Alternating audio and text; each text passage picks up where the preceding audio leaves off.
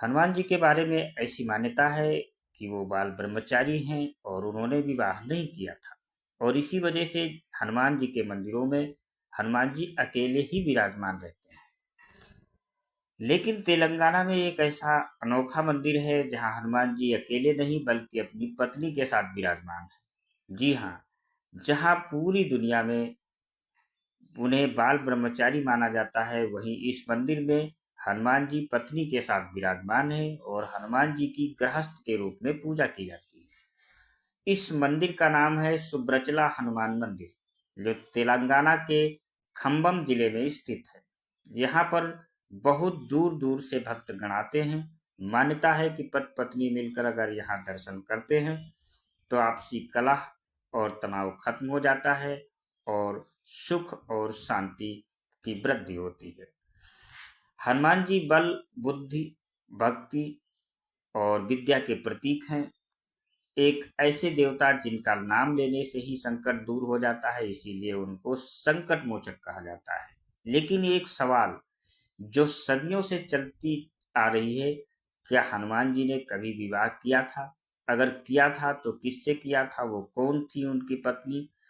क्या ये सिर्फ एक लोक कथा है या इसके पीछे कोई आध्यात्मिक रहस्य या आध्यात्मिक प्रमाण भी मौजूद है? शास्त्र कहते हैं कि हनुमान जी बाल ब्रह्मचारी है, न उन्होंने विवाह किया और न ही कोई पारिवारिक जीवन अपनाया।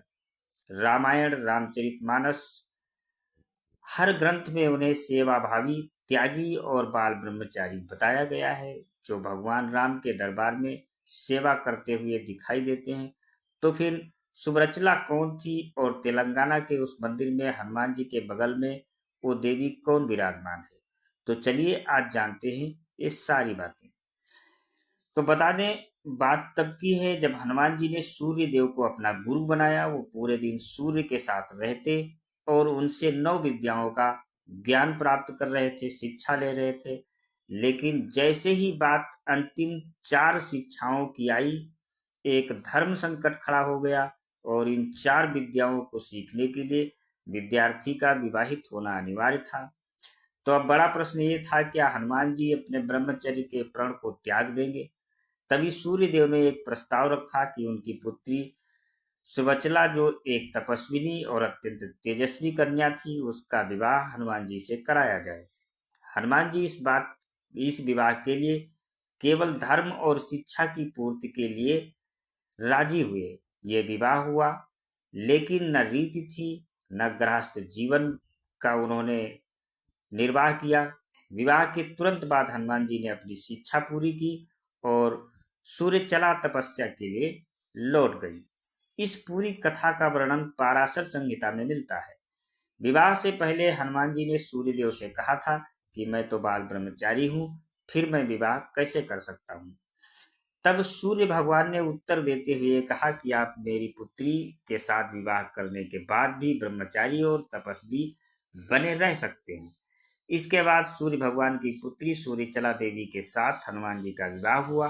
हालांकि विवाह के बाद दोनों अपनी अपनी तपस्या के लिए पुनः वापस लौट गए। वह विवाह केवल प्रतीकात्मक था। वो विवाह केवल हनुमान जी को शेष सिद्धियों की प्राप्ति के लिए कराया गया था।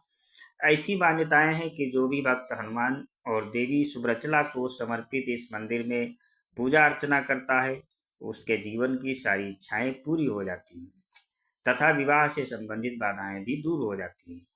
तेलंगाना का यह मंदिर आज भी इस अद्भुत रहस्य और आस्था का केंद्र बना हुआ है, जहां हनुमान जी और देवी सुब्रचला एक साथ विराजमान है और अपने आप में ये अनोखा मंदिर है।